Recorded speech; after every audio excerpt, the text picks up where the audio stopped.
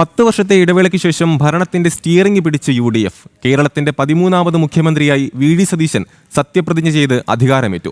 Governor Rajendra Vishwanath Arlekar സത്യവാചകം ചൊല്ലിക്കൊടുത്തു. രാഷ്ട്രീയ സാമൂഹിക നേതാക്കൾ സത്യപ്രതിജ്ഞയ്ക്ക് സാക്ഷ്യം വഹിച്ചു. കേരളത്തിന്റെ 13ാമത് മുഖ്യമന്ത്രിയായി സത്യപ്രതിജ്ഞ ചെയ്ത് VD സതീശൻ അധികാരമേറ്റു. ഗവർണർ രാജേന്ദ്ര വിശ്വനാഥ് അർലേക്കർ സത്യവാചകം ചൊല്ലിക്കൊടുത്തു.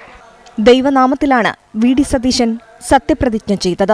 വടശ്ശേരി ദാമോദര മേനോൻ സതീശൻ എന്ന ഞാൻ നിയമം വഴി സ്ഥാപിതമായ ഭാരതത്തിന്റെ ഭരണഘടനയോട് നിർവ്യാജമായ വിശ്വസ്തതയും കൂറും പുലർത്തുമെന്നും ഞാൻ ഭാരതത്തിന്റെ പരമാധികാരവും അഖണ്ഡതയും നിലനിർത്തുമെന്നും ദൈവത്തിന്റെ നാമത്തിൽ സത്യം ചെയ്യും.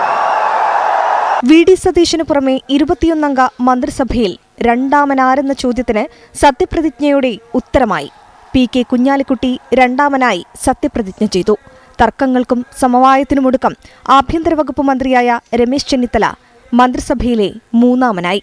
ദൈവനാമത്തിൽ രമേശ് ചെന്നിത്തല സത്യപ്രതിജ്ഞ ചെയ്തു. രമേശ് ചെന്നിത്തല എന്ന ഞാൻ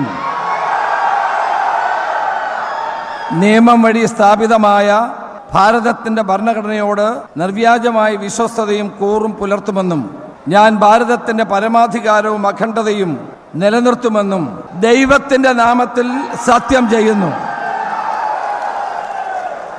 മന്ത്രിസഭാ രൂപീകരണത്തിൽ ഭിന്നസ്വരമുയർത്തിയതോടെ ആരോഗ്യം, ദേവസ്വം വകുപ്പുകൾ ലഭ്യമായ K. മുരളീധരൻ സത്യപ്രതിജ്ഞ ചെയ്തത് ഇംഗ്ലീഷിൽ.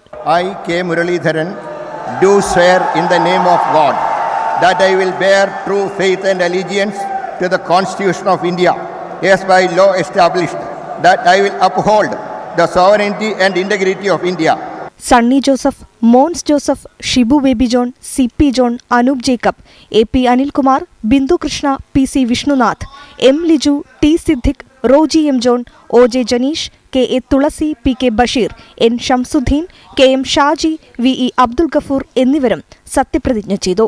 കോൺഗ്രസ് അധ്യക്ഷൻ മല്ലികാർജ്ജുൻ ഖാർഗെ, രാഹുൽ, പ്രിയങ്ക, കർണാടക മുഖ്യമന്ത്രി സിദ്ധരാമയ്യ, DK ശിവകുമാർ, രേവന്ത് റെഡ്ഡി തുടങ്ങിയവരും ചടങ്ങിൽ പങ്കെടുത്തു.